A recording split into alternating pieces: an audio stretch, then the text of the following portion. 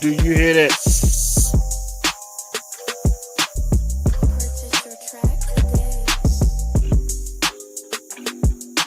Welcome to Watch the Game Sports.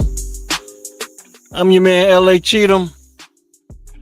And this was supposed to be a Turkey Day recap. But it turned out to be a whole lot more than that. We got some breaking news. And we also want to go over the Turkey Day game between the Lions and the Bears. But of course, Ken, breaking news. I'm going to let you break it out. Yeah. What up, good people? Benjamin Bannifer here. You already know, Watch the Game Sports. Please like, comment, and subscribe to the channel. This is not about us today. This is about what the Chicago Bears, many of us thought the Chicago Bears should have done in the offseason. It has finally come to pass. Matt Eberflus is no longer the head football coach at Hallis Hall, Soldier Field. For lack of a better term, the head coach of the Chicago Bears. So he's been relieved of duties. Interim coach has been named of Thomas Brown, which was the OC for the last 2 weeks. At this rate, he might be the owner in 3 more weeks, the way he's being elevated. Yeah. Mm-hmm. But it happened. It finally happened. A national standalone game yesterday. I don't think it was no earthly way he could survive that. Now, how the Bears have handled that decision has left a lot to be desired, and to still probably making us look like a joke across the league. Yeah. But Eberflus is fired, so we can start there. Eberflus is no longer the head coach. My thoughts is just like a lot of other fans' thoughts. He got 10 games too many. What's they? Yeah. 4 and what now? I believe they're 4-7, 4-8, something like that. It was week 13. They had a bye week, and that's crazy. They got 6 games left, I think. Yeah. So what? So 17 minus 6, he got 11 games too many. That's my thought. Yeah. After the games from last year, and I'm sure you got these already lined up and ready to just detail them out. But how he lost to the Broncos last year, the Browns last year, that was the sign of, maybe his decision-making as the head guy wasn't what you would like it to be. And then we had more of those situations happen this year, probably 4 of them in the last 5 weeks.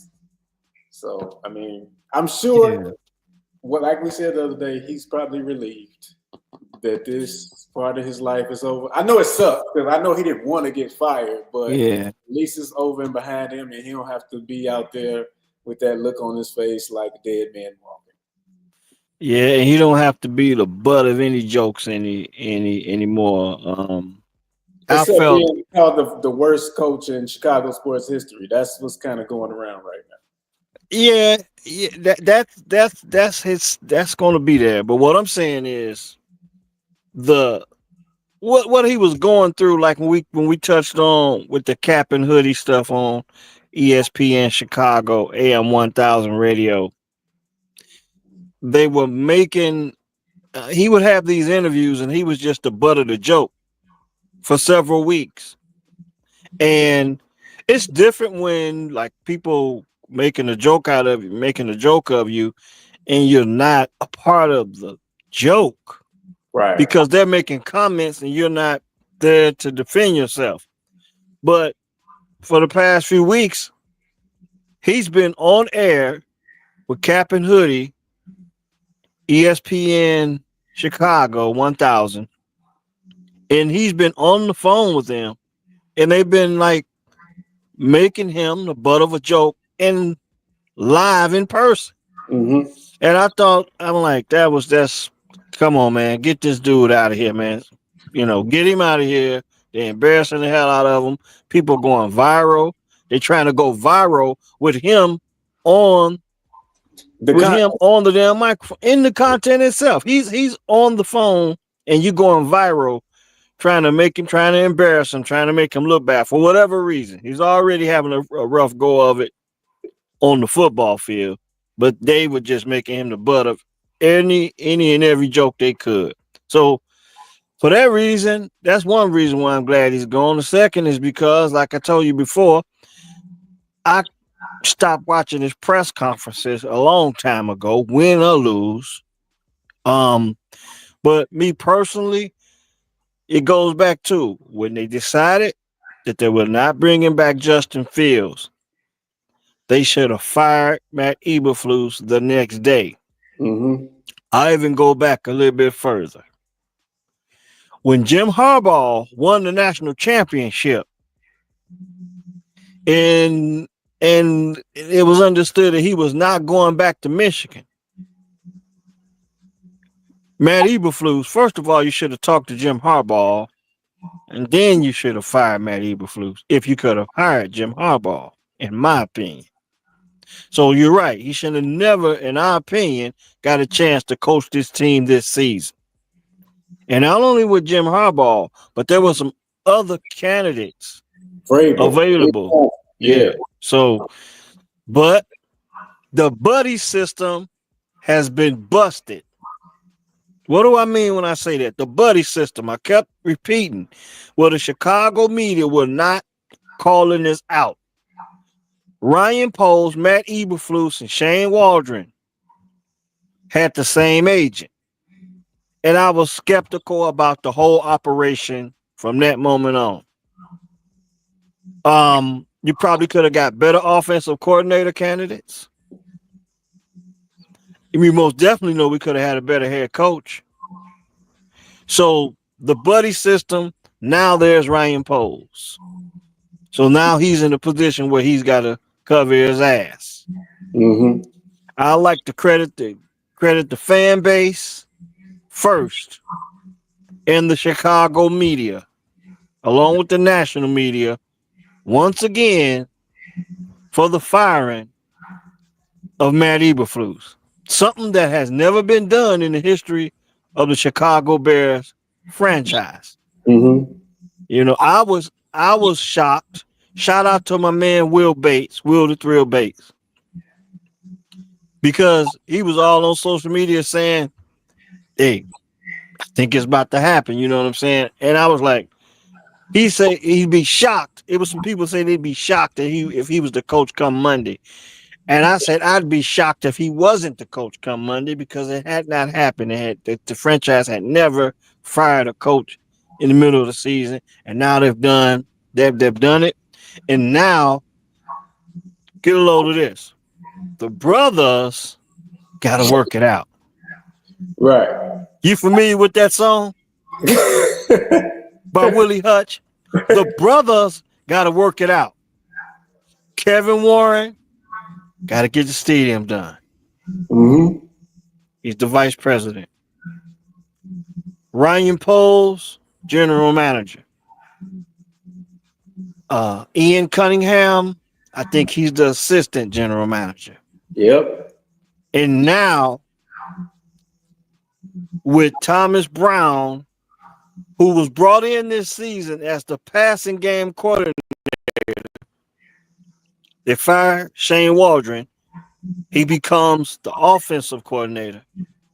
And in 3 weeks, like you said, you give him another. If he wins 6 straight games or 5 straight games or whatever we have on the schedule, he may have ownership in the team, like you said. But now he's went from passing game coordinator to offensive coordinator, probably being one of the most positive things going on in the Bears organization with the transformation of the offense. I mean, it's still losing. They're still getting off to some pretty slow starts, but there's some promise there. But now he's the interim head football coach. The same guy that was responsible for coaching Bryce Young from offensive coordinator standpoint for about 5 games last season. And now he's got interim head coach of the Chicago Bears with another number one overall pick in 2 consecutive years. He's get to work with two two of the last number one overall picks in the NFL draft. Thomas Brown is your interim head coach, and the brother's gonna continue to work it out because Eric Washington will assume he was the defensive coordinator, but many think that Matt Eberflus was calling plays, and the defense is banged up, and they hadn't been doing so hot. So now Eric Washington is assuming the defensive coordinator role as far as play calling, and Richard Hightower, he's probably the longest tenured coach on the staff, if I'm not mistaken. But he is the special teams coordinator. So there you go. The brothers got to work it out from the top to the bottom. We got to get the stadium built. We got to get things under control with the roster, and we got to win some football games. The brothers got to work it out. That should probably be this. That's the new buddy system. That's the new buddy system.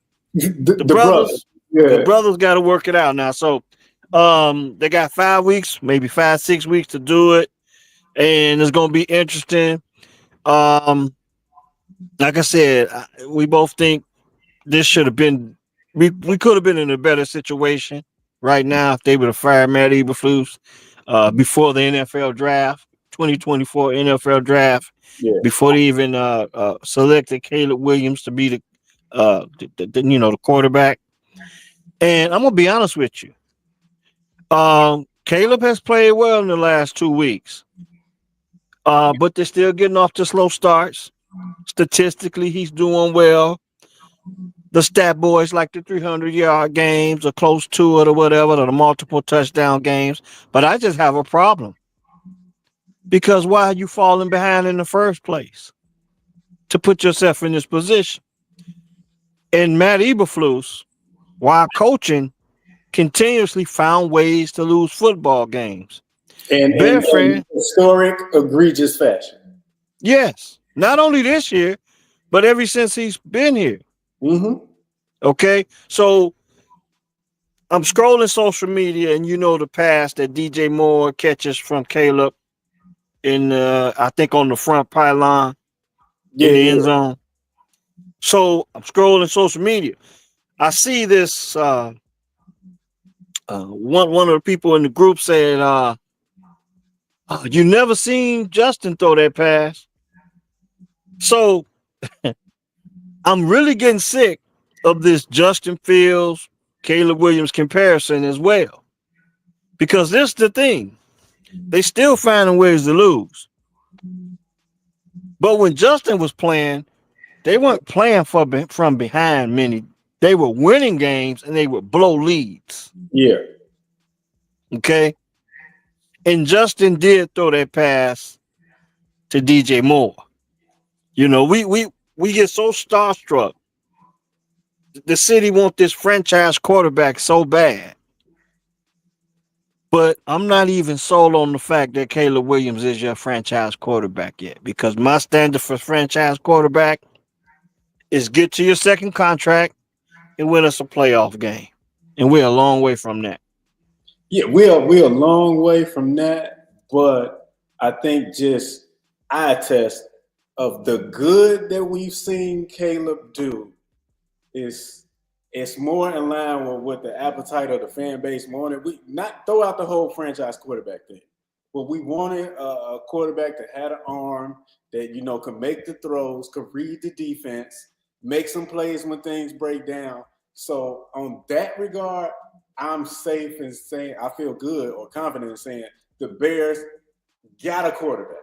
I do think that they have a quarterback in Caleb. Now, what his ceiling is, that remains to be seen. I'm not throwing roses at his feet yet. I'm not willing to say he's going to be, Hall of Fame, anything like that. My line is Bears got a quarterback. They at least got that part of it right. Now you got In to. your opinion, we better hope so. Because even with Caleb, I'm seeing some things, maybe not so much on the field, but there's some red flags there. And you're gonna find out what you got in adversity.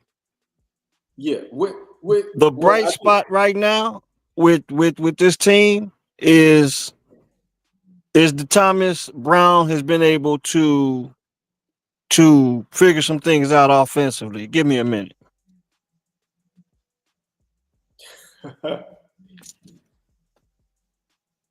so we take this quick time out. But yeah, as I was saying about Caleb, I really think that we have got a quarterback lined up as you come back. I think we got the quarterback lined up. Now it's just about developing him and making sure we build this thing the right way. As far as we already know, the offensive line is one of the last things that Poles has addressed. Got to get that together. He went from outside in. However he chooses to do it. Now you got to make that offensive line right. And now you, without a doubt, you have to get this head coaching hire right. Because what you've done, what do you say? We gonna break the North, or we gonna take the North and never give it back, right? Yep. This point, they've repeated the cycle. That's what they've done. Because we had John Fox and Mitch Trubisky, and then we had Matt Nagy and Justin Fields, and now you got Eberflus and Caleb Williams. That's 3 separate sets of head coaches and quarterbacks, young quarterbacks, rookie quarterbacks. Yep. And in their second season, they had another coach. Exactly. So this is imperative to get this right. Like I said, it's the Bears organization. And I was one that when people went all the way to talk about the McCaskies and how the office was running the things, I would kind of stop short there because they really not involved in the day-to-day. So I felt at times they was getting unfairly criticized just for being owners of the team. But when you start to look at this thing and see how they've let things just keep happening, then you got to start looking at them and giving them some accountability for this franchise not being able to get over the hump or not being reputable in the playoffs, not being able to consistently compete. When George McCaskey took over, I think he took over in 2011, he's been to 2 playoffs in 15 years, has not won a playoff game. I think he's had 5 head coaches in that time. When you start adding all that kind of stuff up, we look like a bad organization. That's what we look like. And I hated to say that about my team. I thought it was just, general manager, head coach down. But it's really all the way through. And we just really got to get this right this time if we ever going to turn the corner. Yeah. You said some interesting things about even in the way that they're fired Matt Eberflus. I'm not too familiar with the process, but I know that 2 hours before he was fired, he was allowed to go out and do an interview or some sort of press conference that I didn't get a chance to see. I've seen clips of it, but I didn't see it in live as it happened. But he was allowed to go and do an interview, and he said that he was confident that he would be coaching against San Francisco in this Week 14 matchup. And then 2 hours later, he was fired. Now, you brought up that I don't know if you were, because I've heard Waddle and Sylvie said that they didn't even handle this situation the right way. So how do you feel about the way because they made the right decision, but they were implying that it was even embarrassing how they even did it. So can you? I think the fan base made the decision. Like you said, the fan base made this decision because this is something they've never done as a franchise. Yeah. They was hearing the cries of the local Chicago media, platforms like us. There was a lot of noise that they couldn't hide from, and there was a lot of on-field product that you just could not sweep under the rug. So if they was going to go ahead and make this move, I think everybody watching that game and saw how it ended yesterday, and knowing the recent history of how the Hail Mary went and his explanation for that, and his explanation for the Packers game and how that ended. Everybody knew when that game ended yesterday. Oh man, he's if he survived this, then he got a 4-leaf clover somewhere, a gold 4-leaf clover that could just never be touched, and it just grant him all type of lives. But we knew, and the Bears knew yesterday, that this thing was coming to an end. So how do you not give him a heads up yesterday? Okay, if you wanted to say it was Thanksgiving, you ain't want to do it on Thanksgiving, fine. But when he came into the office, because he was allowed to do this Zoom conference call, yeah, hey, hold on, we're going to just delay the call or anything, or we need to talk to you first, something. So then just allowing him to be the head of the team one more time, in the face of all of that.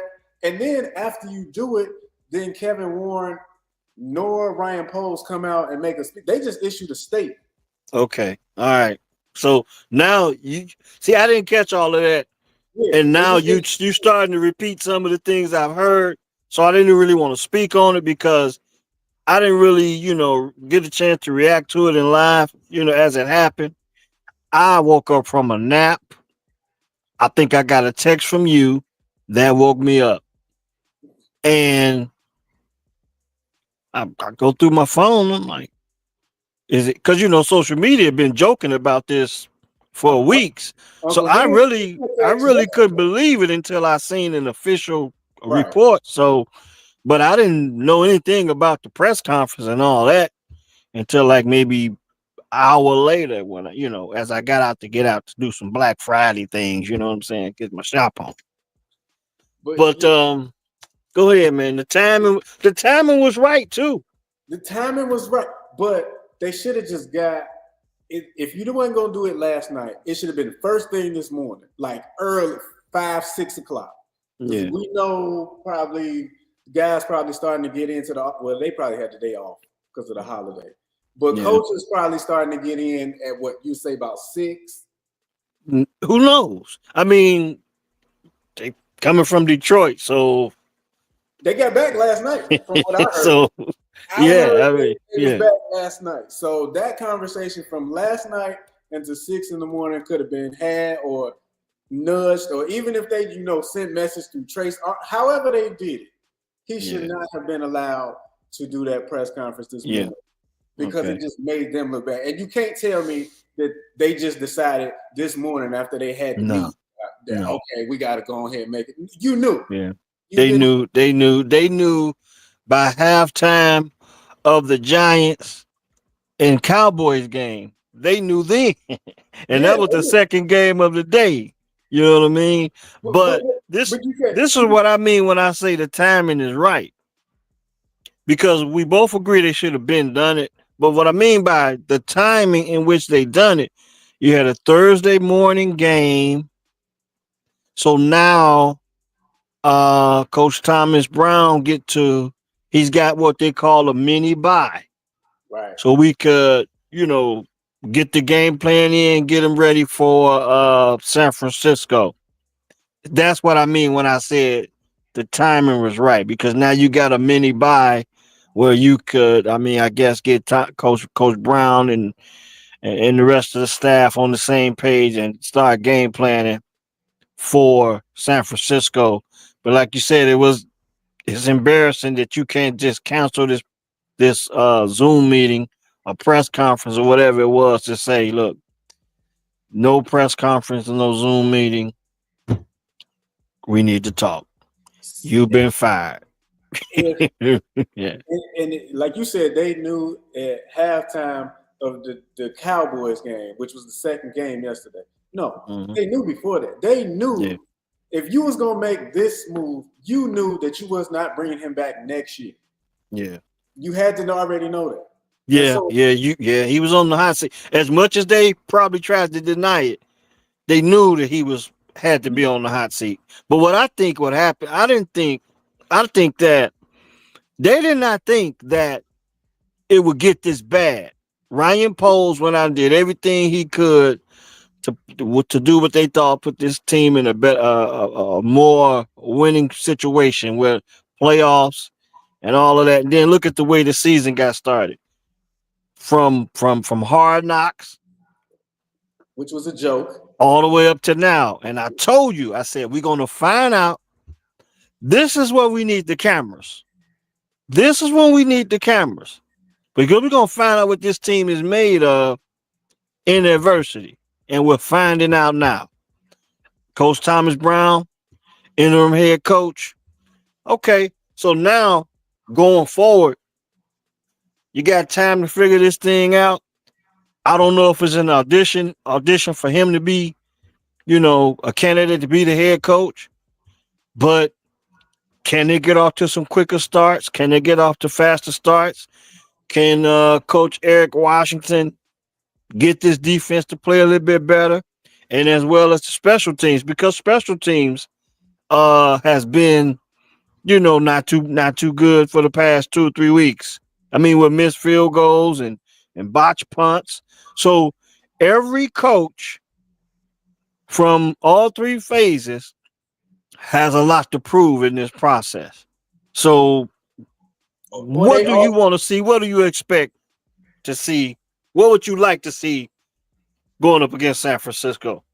Well, I feel like they right there because if this was supposed to be the meat of our schedule, look at what we lost by a field goal to the Packers. We lost by 3. No, we could have won that game. So we lost by 2.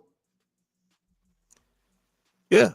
I mean, hell, they could have won the last 3 games. Last 3. So you're not that far off. And this was supposed to be as bad as we was playing, as bad as we looked versus New England.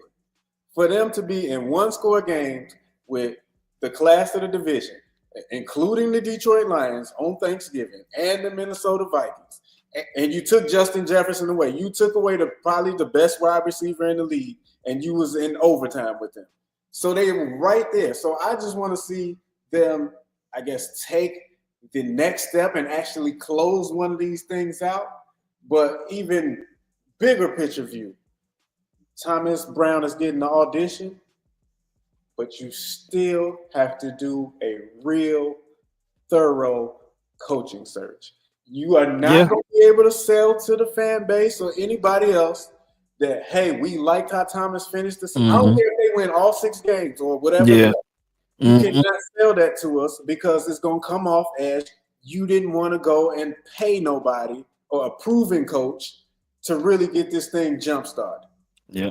You can't do it. So now if Thomas Brown has a great showing and then you still do a thorough coaching search, and at that point you still believe Thomas Brown is the guy, okay, we can buy that. But you can't you cannot do what my Michigan Wolverines did. If Sharon, those 3 games, we not even coaching, it's your job. Yeah, you don't, ain't no hand-me-downs. No hand-me-downs. This is what I need to see.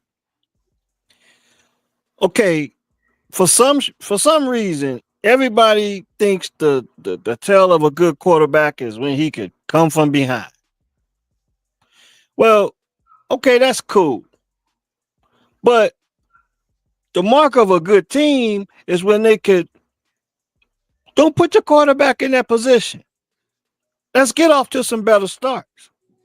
Yeah. No one wants to, tap into the cardiac kids every week. And we know it's going to happen sometimes.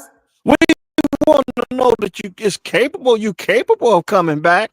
But what about the game plan? I mean, what about the execution? See, fans are so fascinated with stats, 300-yard games, and how many touchdowns they throw for. But my thing is, you cannot forget about the trenches. Win the game at the line of scrimmage. Run the damn ball. Pass when you can, or pass when you want to. That tells me that you dictating how the game is to be played. Figure out a way to do what you want to do with the matchups. Get off the quicker starts. And then, not only that, Get the damn running game going, like I said. Get to the quarterback. Do all them things you got to do to play winning football. Complimentary football is what they talk about week after week after week at Highlands Hall. Let's get off to some quicker starts. And I think that's what's going to face Thomas Brown, Coach Eric Washington, and Richard Hightower Yeah. going forward. Is get this team, see if you can get this team off to some quicker starts because the defense have been playing, at least in the first half, they have been playing well. But but the problem is the offense has not been getting off to quick enough starts to the point where the defense could pretty much get a nice rest on the sideline. This team has, I don't believe they played since they went to London. They probably haven't played with a lead since then. They've been playing down. Washington, they took it Okay, for the Hail I give you Mary. that. Yeah, they okay. They yeah, with a Washington game, but they got to establish. They got to get these things established early. Early, get the games. I mean, get some momentum going early, and that's the only way that I can see Thomas Brown having an opportunity to make a case for being a head coach, not only for the Bears, but further down the line, if the Bears overlook him, if this is a big opportunity for him. But what I need to see is I need to see the team get off to much better starts in all phases of the game, so we won't have to be worried about coming from behind uh, uh two or three touchdowns. And then last but not least, the damn clock management. So these are things that's got to improve. You got to get off the better starts, all phases of the game, and you got to manage the clock because these are the things that has them in the position they're in right now, especially the clock management. Yeah, I mean, we can all say that was just it was beyond coaching malpractice what happened yesterday for him to leave that game with one time out. Yeah, I when he gave his explanation of what transpired, yeah, that makes he gave us the explanation is this is our baseline.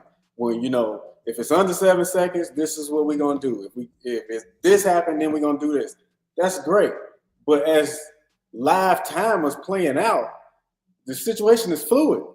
So you got to be able to just jump in and be like, okay, I know that's our rule, but I got to burn it here because if I don't, you yeah, 30, how many seconds? 30 plus seconds run off the clock. And you only got one play. What you did was you took away a chance for Cairo to even attempt. Now, I know what his percentage is once it's over 40. It would have been a longer field goal, but last time I checked, Ford Field was indoors. yeah, This is the same area of the field that you was content with giving him that shot versus the Packers when you was outdoors on the lake, and we know how winds swirl there. So the decision don't line up. This is the same thing. So you take that away, then you basically put it as well. We running this deep route, so this is pretty much the last play of the game. So if it's the last play of the game, I at least got to throw it to the end zone, and that pass was short of the end zone to run. You just eliminated so many options by not calling that timeout versus if you called that timeout and then, okay, well, we got 30 seconds left. We got to hustle. We know we got to, if we catch it in bounds, we got to get out of bounds or the game is over. We know we got to have a field goal team ready to run on the field. Like everybody could have just at least been aligned. Okay. The message could have been communicated to everybody as far as, hey, we're going to call 2 plays. We're going to have the field goal team ready to go. If we this to go wrong, we're going to do this. It could have just been a line, and it just looked like a Chinese fire drill. yeah, yeah. Look, statistically, once again, Caleb Williams looked pretty good through three touchdowns, was 20 or 39 for 256 yards. Keenan Allen had a hell of a day. He had 2 touchdown catches in that game. DJ Moore had over 100 yards receiving as well. One too. Who? DJ caught a touchdown yesterday too, did DJ caught a touchdown, and Keenan Allen caught 2 touchdowns. Um, but the penalties, okay, the penalties killed them, and clock management killed them. That's what it came down to at the end. I mean, you're gonna have some drops here and there, but that's what killed the Bears yesterday. The poor coaching, penalties, you yet again having to come from behind. But statistically, they had a pretty good day coming from behind. So you still lost the damn game. So Jared Goff, he's 21 to 34 for 221 yards and 2 touchdowns. Um, the rushing game. Okay, so combined once again for the second week in a row, the Bears combined for 78 yards rushing. They were led in rushing with DeAndre Swift with 11 carries for 39 yards. Okay. Uh, if you look on the other side, uh, the Detroit Lions, uh, David Montgomery, 21 carries for 88 yards. Jameer Gibbs, 9 carries for 84 yards. You know, the 2 top rushers on their team, but they had a combined you? 194 yards rushing. So there's a special sauce once again But they gave it to him. showing, yeah, there it is. Winning the game at the line of scrimmage. And remember, I can't remember who it was that I think Stevenson caused a fumble down near the goal line. Mark Gibbs, yeah. Yeah, so the defense the past 2 weeks, I think they've gotten a couple turnovers in the red zone, in the first half. And that was a big turnover. That was a momentum turnover because after that, the Lions had a tough time, scoring points. They even missed a field goal after that. But it's these slow starts in the bad clock management. So got to do better in them areas. Much to look forward to for the remainder of the season with Coach Thomas Brown taking over as interim head coach. So it's going to be interesting that fans got what they wanted. And we get to see things develop now. We got Caleb Williams to see him continue to develop. But me, it's just going to be, I'm going to tell you this week after week after week after week. You traded away um Herbert. Yeah. Traded him away. Never really gave him a shot at running the football. This year. Not this season, yeah. They didn't really give him a chance to run the football. They let him play special teams. They traded him to the Bengals. But I'm not impressed with this running game at all. And speaking of the running game, Roshan Johnson, I don't think Johnson didn't carry the ball at all. He didn't, not yesterday. So against the Lions, so we could get pretty with the passes all day long, but if you don't win in the trenches, if you can't get to the quarterback, if you can't stop the run, if you can't run the football, you're going to lose. Most of the time, you're going to lose. So I need to see the improvement in all them things going forward for the next few weeks. And then we can consider if Thomas Brown is head coaching material and so forth and so on. But the fans got what they wanted. On both fronts. Go from here. Yeah, so they long overdue. Eberflus gone. That was which one. And it was a lot of groundswell for Thomas Brown to be named interim head coach if they were to actually go ahead and release Eberflus mid-season. You got both of them now. So now what? Now. Yeah, we everybody, they got an audition now, so we'll see what's going on. The crazy part to kind of get off and get into the rest of this was a Turkey Day recap. So the Turkey Day recap concludes with we ain't much to talk about with them other 2 games. I mean, the Giants and Cowboys. The Cowboys defeat the Giants 27-20. The crazy thing about that game to me is Trey Lance. I think that Trey Lance should be playing for the Cowboys. The Cowboys need to see what they have in this kid. You traded to bring him in. Cooper Rush is a backup. Let's see what you got in Trey Lance. This is a perfect opportunity to do it. That's my biggest take from that. Oh, another thing. The quarterback for the Giants when he ended up signing with the Vikings. Daniel Jones. Daniel Jones. He's with the Vikings now. So that's gonna be interesting, especially in NFC North. That Because didn't if make sense to me. remember Arnold, Sam Darnold. Sam Darnold did get his knee kind of banged up. Was it against the Bears? Yeah, because he came out. Nick Mullins came in and completed Yeah. third and like 13 or something like that. Yeah. So you may end up seeing Daniel Jones. You may end up seeing him play for the Vikings. So that's gonna be interesting to pick up. But the Cowboys, I think they need to be seeing what they need to be checking out what they got in Trey Lance. But they go on and they beat the Giants 27-20. And the nightcap was Green Bay and the Dolphins. Green Bay beating the Dolphins 30-17. Um, after Green Bay had that close game with the Bears, they were able to get on track against the Dolphins.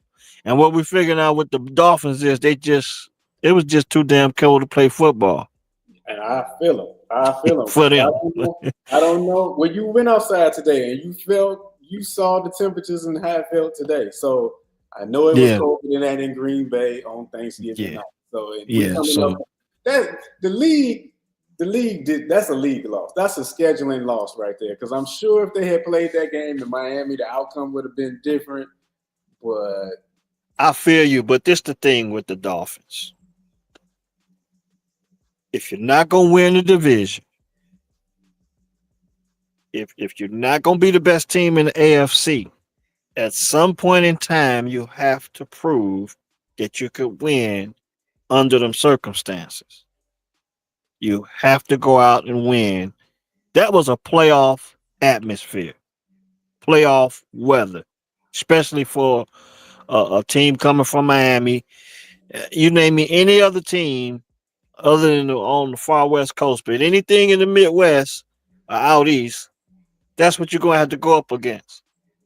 I mean, so they got to prove that they can play in those extreme conditions. So that's why I don't feel bad for them. I don't feel bad for the Dolphins, but I mean, they weren't a playoff team going into that game because they out of contention anyway. yeah, But when you put that game on the schedule in the offseason, that's a good matchup based on last year's the way the two teams, you know, ended up last year going to the playoffs. But like I said, the Dolphins just proved again. Maybe it could just be Tua. It could just be Tua. Is that we, he just can't play in them extreme conditions, much like Brock Purdy might not be able to play in the rain. You know uh, what I mean? yeah. And then I think too. I think that early season concussion. With that, we know that derailed the Miami Dolphins season, but that also through his rhythm and his timing and everything else that he had probably built up going into this season. Because if mistake me if I'm wrong, didn't Tua wasn't he up there for league leaders in passing yards last year? It had to be. Oh yeah. Hell, Tyreek was in the MVP conversation. So the Dolphins was probably the best offense in the NFL last season. You that know? was primarily healthy Tua, and Yeah. then They ran the hell out the ball. They could throw it. They did whatever the hell they wanted to do. But when you bring them temperatures below 40 degrees, they had a problem. So yeah, so so if you gonna dominate, you gotta dominate so you can get some of these games in Miami and maybe you won't have to go on the road. But seem like, like I said, it might be more of a tour thing than anything else. But like I said, those two games on Turkey Day, they wasn't all that. I mean, hey, whatever. But it was today was Black Friday. We had some football today, and the Las Vegas Raiders Yeah. went into Kansas City and they lost. I don't know if you had a chance to see this game. I only seen the end, but I actually glad it it was looked on. just like what the Bears did last night. It was yesterday. Looked like what the Bears did. They lost. Poor clock management. Clock ran out. Young quarterback. Too bad. It's crazy how. Okay, so we could probably figure that the Detroit Lions, the Kansas City Chiefs, and maybe the Philadelphia Eagles and Buffalo Bills, they might be the best teams in football. Yeah, I'd say that because I'm But not putting but the Ravens in there. well, I think Bob might have something to say about that. But just the thing, it's amazing to me how teams figure out ways to win and other teams just figure out ways to lose. Yeah. And that's what you had with the Bears and Lions matchup. And then on Black Friday football, you had the same thing with the Raiders and the Chiefs. And the Raiders have been known to play the Chiefs tough and still a couple games, but not tonight. They didn't get the job done. Any other matchups? Because I know I got a couple uh to fill out the rest of this weekend and week 13. Any other matchups for you? Because I'm gonna point out a few for myself over here. Not the crazy part about Thanksgiving football is we start on Thursday and we always have 3 games Thursday. Now that it's on the Mhm. Black Friday, it's kind of hard to keep track of all the games because you got a lot of family stuff going on. Yeah, cause I forgot about. I mean, when I I knew they was gonna play today, but for some reason I just lost track and got into my thing. I went out. I think the Eberflus firing that that was the news for me, Me too. and I didn't think about any like there's a lot of football, college football going on Colorado was today. on earlier today. A lot of college basketball. Talk about the Auburn Tigers. They doing it big. I mean, no, no, no. Yeah, the Auburn Tigers. They doing it big, man. They knocked off. Who did they knock off? They knocked off UConn, and I think they knocked off Penny in Memphis in the Maui Classic, and they won the Maui Classic. They ranked number 4 in the country. But and then I think Alabama's good as well. But Auburn's looking really good in college basketball. But like I said, there's a lot of college football going on, a lot of college basketball going on. But when I heard about the Matt Eberflus firing, it kind of like that was it. That was it. All I could think about was the details of that, and then going shopping, get a couple things I needed. But I didn't think about the football game until I was damn near done shopping. I'm like, I got back in the ride, and it was like, the Raiders are beating the Chiefs. I was like, damn, I forgot all about that game. But Yeah. the Raiders and Chiefs, classic matchup, divisional game. But hell, the Chiefs just figured out another way to win the game. Chiefs got some problems. The Chiefs got some problems. Yeah. Yeah, they got some problems. Just like a few weeks ago, we Well, we talked thought about. they had problems last year too, and they won the whole damn thing. So Well, I just don't. Yeah, but I don't know if they could. Like, I have to look at today's game because based on the post game I seen, it sounds like they just got they got some injury problems and they got some offensive line problems, and they they ain't got a just Taylor Swift problem though. No, seriously. I yeah, mean, because that could have yeah. just her being there that could start to rub the players the wrong way, and I have not heard that be a Who problem. knows? But they Yeah, who definitely knows? have some problems on the field. Like I said, they couldn't catch the ball last year, and they won the whole Yeah, thing. And now yeah, this year, people can't stay healthy. Pacheco was out. They brought in D Hop. Patrick Mahomes took out Rice. yeah, He took him out. yeah, yeah. I remember that Saying play all very of that, early this season. they Yeah, still 11-1, I think. and I'm not gonna live wood because the last thing you need out of all that stuff you just talked about, the last thing you need is for Patrick Mahomes to get nicked up. And it's over. We down towards the home stretch of the football season. But like I said again, it's amazing how teams figure out a way to win games when they're good, and it's amazing how the bad football teams just continue to figure out ways to lose games. And we talk about the Bears and the Raiders and the Giants and the Cowboys, the Titans, the Carolina. It just go on and on and on. So, like to recap, Bears fire Matt Eberflus, and you know, we got some bad turkey football after that. But I'm gonna step into some of these matchups before the end of the night. We can wrap up real soon. Um, Steelers Bengals. Steelers Bengals. That's a noon game. Can Russ continue to cook after losing to Cleveland in snowy conditions the way they did? Last Thursday, yeah. Yeah. Steelers Bengals. That's a noon game, like I said. Then you got the Cardinals coming out. They're going to play the Minnesota Vikings. Cardinals coming off a loss to the Seahawks. Remember, the Cardinals were leading the division, and now they're coming off a loss to the Seahawks. I think they only put up 6 points in that game. They played extremely well against the Bears, but they lost to the Seahawks. Now they're going to play the Vikings. I think that's going to be an interesting game. Two possible playoff teams. Then Seahawks and Jets. The reason why, because the Seahawks are still playing for playoffs. And when you talk about the New York Jets, how is the Aaron Rodgers story going to end? With this franchise. I think those are all 12 o'clock games or 1 o'clock games, depending on Central or Eastern Standard Time. And then the big games, the 3:25 game or the 4:25 game, Eagles and Ravens. That's going to be a big one. Yeah. You got the probably the two best running backs in the game, probably the two really dynamic quarterbacks with similar skill sets, with Jalen Hurts and Lamar Jackson. And like I said, you got Derrick Henry and Saquon Barkley. We talked about them on our last show about with Derrick Henry being number 24 on the all-time league rushers list in the NFL.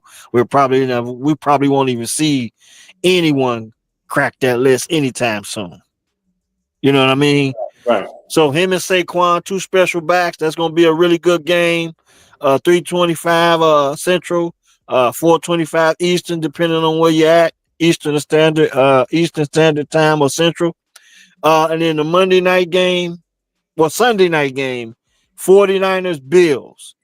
And Brock Purdy did practice, so he should be back in that game. The 49ers, man, they having a rough go of it. But they got the Bills in Buffalo. And then the Monday night game is Broncos Browns. What you got? Yeah, that Ravens Eagles, I think that's the highlight of what we got left for the weekend.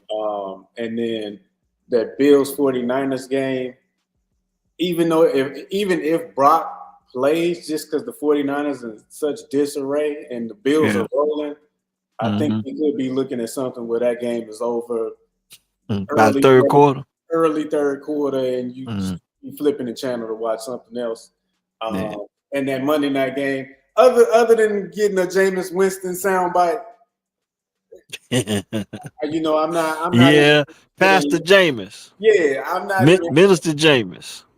I'm not even interested in seeing it. I know, Bo Nix is probably the leader in the clubhouse for Offensive Rookie of the Year. But I just don't care because, I got a rookie quarterback on my team that I'm trying to make sure that I can navigate him through these rough waters that we going through. So I can't really care about what Bo Nix doing or in Cleveland. It'll be on in the background. Yeah, I hear you. But Eagles, Ravens, looking forward to that. Along with them other games, but I think that's the biggest That's the biggest game of the rest of the week 13. So hey, it's been real. I think we went on probably a little longer than we probably even wanted, but we got some leftovers to get from Turkey Day, and I think that's what I'm about to get into. Oh yeah, yeah. So week 13, college football, getting down to the nitty gritty, Yep. No and we room, can no take. room.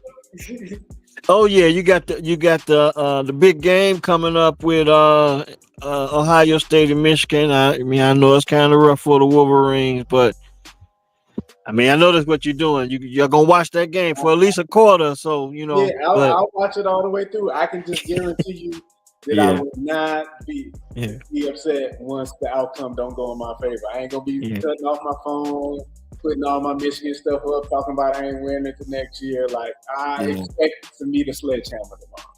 yeah. So like I said, college football heating up. So we're gonna have to find some time to talk about that before the playoff get kicking.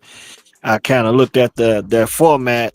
I'm not gonna touch on it now. I'm gonna look into it a little later. But college football, college basketball, hey, even can you believe what's going on with the Cleveland Cavaliers in the NBA? I think they were like last I checked, they were 17-2. Yeah, yeah. I don't even know if I can't even go out on a limb and put them in the Eastern Conference Finals right now, but we will see as we continue to watch the game. Thanks for joining us. Yeah.